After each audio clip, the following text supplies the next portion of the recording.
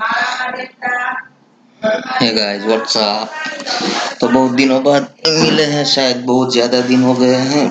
तो आप सभी लोगों के एग्जाम से थोड़े बहुत फ्री हो गए अगर सो आपकी सबकी एग्जाम वेल एंड गुड हो गई होगी। तो देखिए आज से रेगुलर अब आपकी टेस्ट सीरीज शुरू हो जाएगी। देखिए यूपीएससी प्रीलिम्स टेस्ट 13 और एम यूपीएससी को सब्सक्राइब कीजिए। और देखिए आज करंट अफेयर्स बेसिक और थोड़ा बहुत उसका एनालिसिस करेंगे। तो ये पहला क्वेश्चन देखते हैं आज का। देखिए साइनोबैक्टीरिया के संदर्भ में निम्नलिखित कथनों पर विचार कीजिए। तो पहला क्या है कि ये नीलहरित शैवाल जो सामान्यतः शांत व पोषक तत्वों से भरपूर जल में पाए जाते हैं। दूसरा क्या है कि इनके द्वारा उत्सर्जित विषाक्त पदार्थ से दूषित हुए जल को पीने या इसके अन्य उपयोग से लोग प्रभावित हो सकते हैं। तो ऑप्शन है 1, 2, एक और 2 और नहीं, एक और नहीं 2। ये आपका रिपीट क्वेश्चन है। 2-3 क्वेश्चन ऐसे डाले हैं जो रिपीट हो जाए आपके, ताकि उसका थोड़ा ठीक से रिवीजन हो और आपको याद हो सके। देखिए दोनों के दोनों कथन सही है। देखिए ऐसा दिखता है। देखिए ये है ना, ऐसे साइनोबैक्टीरिया। देखिए हाल ही में साइनोबैक्टीरिया के कारण अफ्रीकी देश बोत्सवाना में 330 हाथियों की मौत हो गई। देखिए ये क्वेश्चन पूछा गया अभी की एग्जाम जो हुई है गुजरात में, जो स्पीपा की एग्जाम होती है, उसमें एक क्वेश्चन पूछा गया है कि कौन से देश में अभी 330 हाथियों की मौत हो चुकी है। ठीक है। देखिए साइनोबैक्टीरिया का यह नीलहरित शैवाल सामान्यतः शांत व पोषक तत्वों से भरपूर जल में पाए जाने वाले सूक्ष्म जीवाणु होते हैं। देखिए कभी कभी मिट्टी में भी पाए जाते हैं।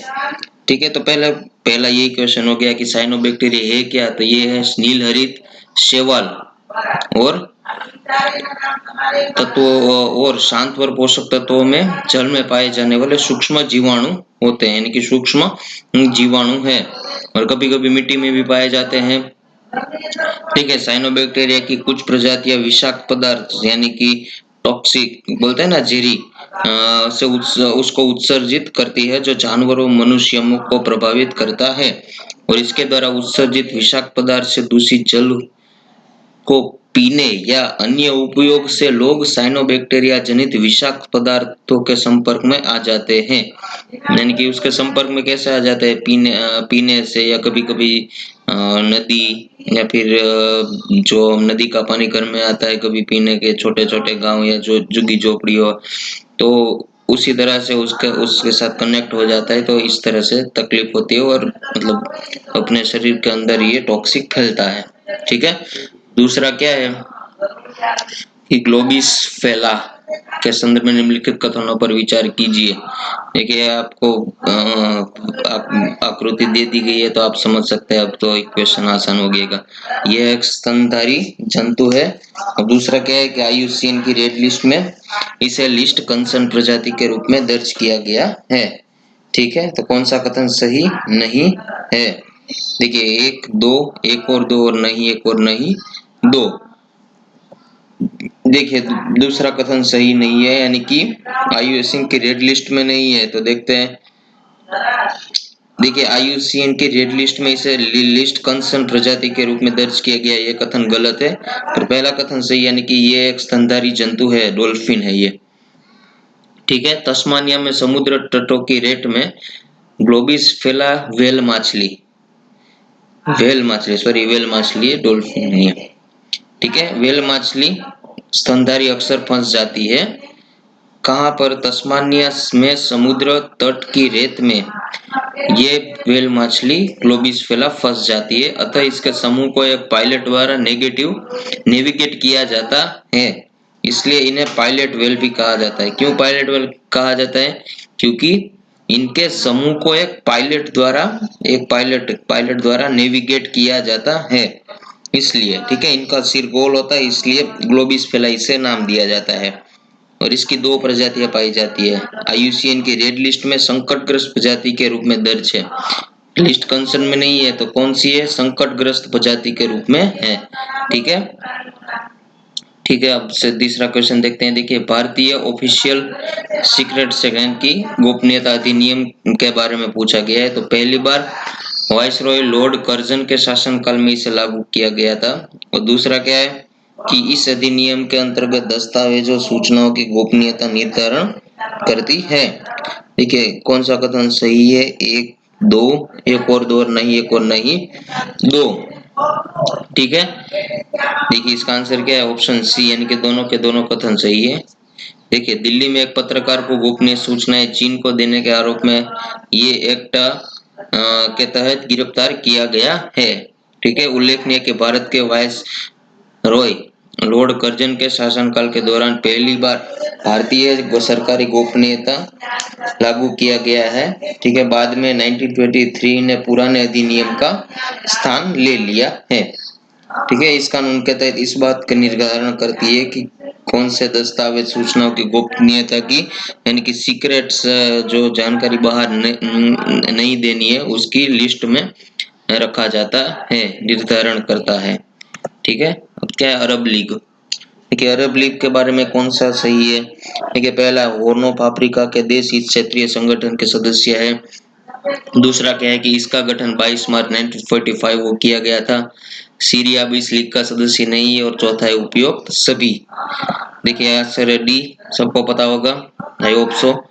देखिए अरब लीग उत्तर अफ्रीकी, पूर्वोत्तर अफ्रीकी होर्न, उत्तर अफ्रीका और पूर्वोत्तर अफ्रीका यानी कि हॉर्न ऑफ अफ्रीका, पूर्वोत्तर अफ्रीका को हॉर्न ऑफ अफ्रीका, और दक्षिण पश्चिम एशिया के अरब राज्यों का क्षेत्रीय संगठन है। क्षेत्रीय संगठन है किसका है, अरब लीग, उत्तर अफ्रीका, पूर्वी अफ्रीका, दक्षिण अफ्रीका, पश्चिमी दक्षिण पश्चिम एशिया के अरब राज्यों का एक क्षेत्रीय संगठन है। कब गठन किया गया था, तो 22 मार्च 1945 को। 6 सदस्य होते हैं, मिस्र, इराक, जॉर्डन, लेबनान, सऊदी अरब, सीरिया। ठीक है, अभी कितने सदस्य है, तो अरब लीग में 22 सदस्य है। सीरिया के गृह युद्ध के दौरान सरकारी दमन के कारण सीरिया की सदस्य नवंबर 2011 को निलंबित कर दी गई है। ठीक है, जैसे जो रशिया के साथ हुआ था ना क्रीमिया वाला इश्यू, तो G8 से G7 बन गया, उसमें ऐसे ही हुआ। देखिए 22 सदस्य है, पर सीरिया के गृह युद्ध के दौरान सरकारी दमन के कारण सीरिया की सदस्यता 2011 में खत्म कर दी गई है। नेक्स्ट क्वेश्चन देखते हैं, HCNG के संदर्भ में कौन सा कथन मतलब विचार करना है। देखिए इसमें CNG के साथ हाइड्रोजन का 18% मिश्रण होता है। दूसरा क्या कि इसका उपयोग कार्बन डाइऑक्साइड के 70% तक कम करता है। ठीक है, ये चार्ट थोड़ा याद रख लीजिएगा, केवल एक, केवल दो, एक और दो नहीं, एक और नहीं दो। क्या हाइड्रोजन का 18% मिश्रण होता है HCNG में। और दूसरा क्या है कि ये कार्बन डाइऑक्साइड के 70% कार्बन डाइऑक्साइड जो होता है उत्सर्जन होता है उसको कम करता है। तो बिल्कुल दोनों के दोनों कथन आपके सही है। देखिए हाल ही में सड़क परिवहन एवं राजमार्ग मंत्रालय ने CNG ईंधनों में हाइड्रोजन समृद्ध संपीड़ित प्राकृतिक गैस यानी कि HCNG, ठीक है, उसका उपयोग की अनुमति प्रदान की है। हाइड्रोजन HCNG की अनुमति प्रदान की है किसने, सड़क परिवहन एवं राजमार्ग मंत्रालय ने। अब CNG और हाइड्रोजन के मिश्रण HCNG की प्राप्ति की जाती है। CNG और हाइड्रोजन दोनों का मिक्सचर को HCNG बोलते हैं। ठीक है, इसमें CNG के साथ हाइड्रोजन का 18% मिश्रण होता है। CNG में 18% हाइड्रोजन होता है। ठीक है, इसका उपयोग गैसोलीन, डीजल ईंधन एवं HPG लिक्विफाइड पेट्रोलियम गैस के स्थान पर किया जा सकता है। और इसके दहन से अवांछनीय गैसों का उत्पादन कम होता है, जो नुकसान पहुंचाते हैं उस गैसों का उत्पादन कम होता है। और इसके उपयोग कार्बन डाइऑक्साइड के उत्सर्जन के 70% तक कम करता है। अच्छी बात है, बहुत अच्छी बात है। देखिए दिल्ली में भी जो बस चल रही है ना, ये शायद उसी की फोटो होगी। हाँ, दिल्ली की बस के है ना, हाइड्रोजन बस। और इस ईंधन में 5% तक की बचत होती है। ठीक है, नेक्स्ट क्वेश्चन देखते हैं। अल्ट्रावायलेट इमेजिंग टेलीस्कोप, देखिए ऐसे दिखता है ये। इसके संदर्भ में निम्नलिखित कथनों पर विचार कीजिए। देखिए यह 3-in-1 इमेजिंग टेलीस्कोप है। यह थोड़ा कट गया है तो अभी सॉल्यूशन में देख लेंगे। दूसरा क्या है कि यह एस्ट्रोनेट के 5 पेलोड में से एक है एस्ट्रोसेट। एस्ट्रोसेट ठीक है, सैटेलाइट है अपनी। देखिए केवल एक और दो नहीं, एक और नहीं, दो। ठीक है, अब आंसर में ही देख लेते हैं। देखिए हाल ही में अल्ट्रावायलेट इमेजिंग टेलीस्कोप में ने आकाश में अपने 5 वर्ष का अभियान पूरा किया है। किसने अभियान 5 वर्ष का पूरा किया है? यूवीआईटी ने 5 वर्ष का अपना अभियान पूरा किया है आकाश में। ठीक है, साथ ही इसके द्वारा पृथ्वी से लगभग 10 बिलियन प्रकाश वर्ष की दूरी पर स्थित एक आकाशगंगा की खोज की गई है। ठीक है, क्या किया गया है? इसके द्वारा पृथ्वी से लगभग 10 बिलियन प्रकाश वर्ष की दूरी पर स्थित एक आकाशगंगा की खोज की गई है। यूवीआईटी एक 3-in-1 इमेजिंग टेलीस्कोप है, यानी कि पहला कथन अपना सही है। 3-in-1 इमेजिंग टेलीस्कोप है जो दृश्यमान, निकट पराबैंगनी और सुदूर पराबैंगनी स्पेक्ट्रम को एक साथ देख सकता है। किसके विजिबल है? तो कि पराबैंगनी और सुदूर पराबैंगनी स्पेक्ट्रम को एक साथ देख सकता है। ठीक है, इसकी बेहतर स्थानिक विभेदता क्षमता यानी कि रिजोल्यूशन सिस्टम जो बोलते हैं ना, इसे नासा के GALEX मिशन से 3 गुना बेहतर बनाती है और यह एस्ट्रोसेट के 5 पेलोड में से एक है। ठीक है, ध्यानत्व है कि एस्ट्रोसेट भारत की प्रथम बहुतरंगदैर्ध्य खगोलीय वेधशाला है। ध्यानत्व तो है कि एस्ट्रोसेट भारत की प्रथम बहुतरंगदैर्ध्य खगोलीय वेधशाला है। देखिए ये मेरा थोड़ा गलत हो गया, एस्ट्रोसेट है ना, क्या है कि खगोलीय वेधशाला है, यानी कि दोनों के दोनों कथन सही है, करेक्ट लीजिएगा आपकी। नेक्स्ट क्वेश्चन क्या है कि देखिए मानव कैपिटल इंडेक्स यानी कि ह्यूमन कैपिटल इंडेक्स के संदर्भ में निम्नलिखित कथनों पर विचार कीजिए। इसे विश्व बैंक द्वारा जारी किया जाता है। 2020 में इस सूचकांक में भारत का स्थान 116 स्थान है और उत्तरजीविता, गुणवत्ता, समयोजित विद्यालय के अपेक्षित वर्ष और स्वास्थ्य वातावरण इसे सूचकांक के प्रमुख घटक हैं। देखिए पहला कथन, दूसरा या तीसरा या सभी के सभी कथन सही है। क्या ये वर्ल्ड बैंक द्वारा जारी किया जाता है? भारत का स्थान 116वां है और इसके घटक क्या है? क्या ये सही है? देखते हैं, इसका आंसर डी है, यानी कि तीनों के तीनों कथन सही है। यानी कि भारत का स्थान 116, पिछले वर्ष भारत में इसका 115वां स्थान पर था। ठीक है, और अब इसका स्थान 116वां है। ठीक है, मानव पूंजी 157 देशों में से निकाला जाता है और इसकी क्या है मापदंड? घटक उत्तरजीविता, गुणवत्ता, समयोजित विद्यालय, अपेक्षित वर्ष और स्वास्थ्य वातावरण का मूल्यांकन करता है। ठीक है, 5 वर्ष से कम उम्र के बच्चों के मृत्यु दर, 18 वर्ष की उम्र तक स्कूल शिक्षा, 15 वर्ष के किशोरों के 60 साल तक बचने की संभावना जैसे मानकों के आधार पर यह सूचकांक तैयार किया जाता है। कौन से? 5 वर्ष से कम उम्र के बच्चों की मृत्यु दर, 18 वर्ष की उम्र तक स्कूल शिक्षा और 15 वर्ष के किशोरों के 60 साल तक बचने की संभावना। ठीक है, ध्यान तत्व है कि 2020 में 174 देशों के स्वास्थ्य और शिक्षा संबंधी आंकड़ों को शामिल किया गया जो कि मार्च 2020 तक के हैं। फिर से देखिए 2020 में 174 देशों के स्वास्थ्य और शिक्षा संबंधी आंकड़ों को इसमें इन्वॉल्व किया गया जो कि मार्च 2020 तक के है। नेक्स्ट क्वेश्चन, सीरो सर्वेक्षण के संदर्भ में निम्नलिखित कथनों पर विचार कीजिए।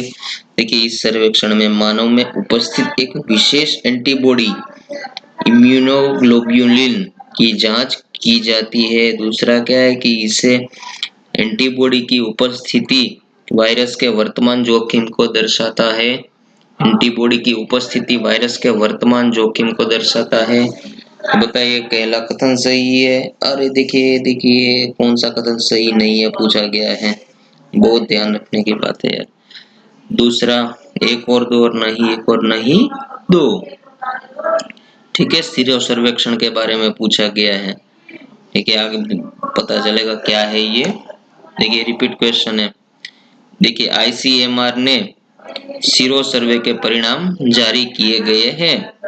ठीक है, इस प्रकार के सर्वेक्षण में क्या किया जाता है, मानव शरीर में रक्त के नमूनों में उपस्थित एक विशेष एंटीबॉडी अथवा इम्यूनोग्लोब्युलिन की जांच की जाती है। फिर से, मानव शरीर में रक्त के नमूनों में, अपने खून होता है ना, उसमें एक विशेष एंटीबॉडी और इम्यूनोग्लोबुलिन की जांच की जाती है और यह एंटीबॉडी संक्रमण के पश्चात 2 सप्ताह के अंदर ही दिखाई देते हैं। एंटीबॉडी का संक्रमण होता है उसके 2 सप्ताह के बाद ही दिखाई देते हैं। एंटीबॉडी शरीर में कितने समय तक उपस्थित रहती है यह अभी तक स्पष्ट नहीं किया गया है, यानी कि अभी पता ही नहीं है, पता नहीं कर पाए हैं कि एंटीबॉडी शरीर में कितने टाइम तक उपस्थित रहते हैं, एक्टिव रहते हैं। अतः इनकी उपस्थिति वायरस के वर्तमान जोखिम को नहीं बल्कि केवल अतीत के जोखिम को दर्शाती है। इनकी उपस्थिति जो होती है वो वायरस के वर्तमान जोखिम नहीं है, अभी आपको क्या डिफॉल्ट क्या है जोखिम वो नहीं बताता है, बल्कि केवल अतीत के जोखिम को ही दर्शाता है। ठीक है, नेक्स्ट क्वेश्चन देखते हैं। भगोड़ा आर्थिक अपराधी के संदर्भ में, यानी कि जो भगोड़ा आर्थिक अपराधी है, अपने बोलते विजय माल्या, नीरव मोदी टाइप जो लोग हैं, उसके बारे में देखिए पूछा गया कौन सा कथन सही नहीं है। देखिए कोई ऐसा व्यक्ति जो न्यूनतम 50 करोड़ रुपए अथवा उससे अधिक के आर्थिक अपराध में शामिल हो, उस व्यक्ति के लिए गिरफ्तारी वारंट जारी किया गया हो, वह व्यक्ति कानूनी कार्यवाही से बचने के लिए भारत से भागकर विदेश में चला गया हो, या फिर उपयुक्त में से कौन नहीं, कौन सा कथन सही नहीं है। ठीक है, आइए इसका आंसर देख लेते हैं। ए गलत है, यानी कि कोई ऐसा व्यक्ति जो न्यूनतम 50 करोड़ रुपए अथवा उससे अधिक के आर्थिक अपराध में शामिल हो, ये कथन गलत है। देखिए हाल ही में ईडी के अनुरोध पर स्टर्लिंग बायोटेक मामले में एक विशेष अदालत द्वारा 3 लोगों को भगोड़ा आर्थिक अपराधी घोषित किया गया है। स्टर्लिंग बायोटेक, जो आप जानते होंगे, स्टर्लिंग हॉस्पिटल, ये सब जो है ना, वो उसके पूरा हेड जो है ना, चेयरमैन, उसका नाम तो नहीं है, ये इन लोगों के बारे में है, उसके द्वारा 3 लोगों को भगोड़ा आर्थिक अपराधी घोषित किया गया है। देखिए भगोड़ा आर्थिक अपराधी अधिनियम 2018 के अनुसार कौन कौन से मापदंड में आते हैं। देखिए कोई ऐसा व्यक्ति जो न्यूनतम 100 करोड़ रुपए अथवा उससे अधिक को के आर्थिक अपराध में शामिल है। ठीक है, 100 करोड़ रुपए या उससे अधिक के आर्थिक अपराध में शामिल है, उसके लिए गिरफ्तारी वारंट जारी किया जा सकता है, ये सही है। ठीक है, कानूनी कार्यवाही से बचने के लिए भारत से भागकर विदेश में चला गया हो, वो भगोड़ा आर्थिक अपराधी है। तो ये बहुत आसान है, तो आप समझ गए होंगे। नेक्स्ट क्वेश्चन देखिए, 5वीं अनुसूची के अंतर्गत भारत के बृहद हिस्से में अनुसूचित क्षेत्रों को निर्धारित करने का प्रावधान किया गया है। 5वीं सूची, आप 1 से 12 की 12 सूची को याद रख लीजिएगा एक बार। ठीक है, और दूसरा क्या है कि अनुसूचित क्षेत्र में 50% से अधिक जनजातीय आबादी निवास करती है। देखिए कौन सा कथन सही है, केवल एक, केवल दो, एक और दो, और नहीं एक और नहीं दो। देखिए दोनों के दोनों कथन सही है। महाराष्ट्र में राज्यपाल ने संविधान की अनुसूची 5 के अनुच्छेद 5 के तहत अपनी शक्तियों का उपयोग करते हुए वन अधिकार अधिनियम 2006 को संशोधित करते हुए एक अधिसूचना जारी की है। भारतीय संविधान की 5वीं अनुसूची में भारत के बृहद हिस्से में अनुसूचित क्षेत्रों को निर्धारण कर दिए, जहां अनुसूचित जातियों के हितों का संरक्षण किया जाता है। 5वीं अनुसूची में क्या है कि अनुसूचित जनजातियों का हितों का संरक्षण है। देखिए, अनुसूचित क्षेत्र में 50% से अधिक जनजातीय आबादी निवास करती है, यानी कि वो कथन भी सही है कि 50% से अधिक जनजातीय आबादी निवास करती है अनुसूचित क्षेत्र में। ठीक है, नेक्स्ट क्वेश्चन देखते हैं। मातृत्व, नवजात और बाल स्वास्थ्य सहभागिता के संदर्भ में निम्नलिखित कथनों पर विचार कीजिए। तो यह विभिन्न वैश्विक संगठनों का एक गठबंधन है जिसे 2015 में प्रारंभ किया गया था। दूसरा क्या है कि इस वर्ष की थीम कोविड महामारी से प्रजनन, मातृत्व एवं शिशु स्वास्थ्य के क्षेत्र में कड़ी मेहनत से अर्जित लाभ को बचाने का प्रयास। देखिए, दोनों के दोनों कथन सही है, गलत है, या फिर कोई भी कथन सही नहीं है। किसके बारे में? मातृत्व, नवजात और बाल स्वास्थ्य सहभागिता, क्वेश्चन 10। ठीक है, अब देखें आंसर क्या है कि बी है, यानी कि दूसरा कथन अपना सही है, पहला कथन गलत है। देखिए, हाल ही में भारत के स्वास्थ्य मंत्री ने वीडियो कॉन्फ्रेंसिंग, देखिए कमेंट बॉक्स में बताइए कि स्वास्थ्य मंत्री कौन है, वीडियो कॉन्फ्रेंसिंग के माध्यम से मातृत्व, नवजात और बाल स्वास्थ्य सहभागिता की बैठक में भाग लिया है। देखिए, PMNCH 77 देशों के 1000 से अधिक संगठनों का एक गठबंधन है जिसे 2005 में प्रारंभ किया गया था, यानी कि कथन एक सही नहीं है। क्यों सही नहीं है? 2015 में नहीं भाई, 2005 में प्रारंभ किया गया था। ठीक है, इसमें यौन प्रजनन, मातृत्व, नवजात, बाल और किशोर स्वास्थ्य समुदाय के साथ साथ स्वास्थ्य प्रभावित क्षेत्रों से संबंधित एक संगठन भी शामिल है और इसका आयोजक व्हाइट रिबन अलायंस और एवरी वुमन एवरी चाइल्ड थे। ये कि इस वर्ष की थीम क्या है कि कोविड महामारी से प्रजनन, मातृत्व एवं शिशु स्वास्थ्य के क्षेत्र में कड़ी मेहनत से अर्जित लाभ को बचाने का प्रयास, यानी कि दूसरा कथन सही हो गया। ठीक है, आज की टेस्ट सीरीज आपकी खत्म होती है, 10 क्वेश्चन कंप्लीट। कल मिलेंगे। ठीक है, लाइक कीजिए, सब्सक्राइब कीजिए। मिलते हैं कल इसी टाइम। जय हिंद, जय भारत।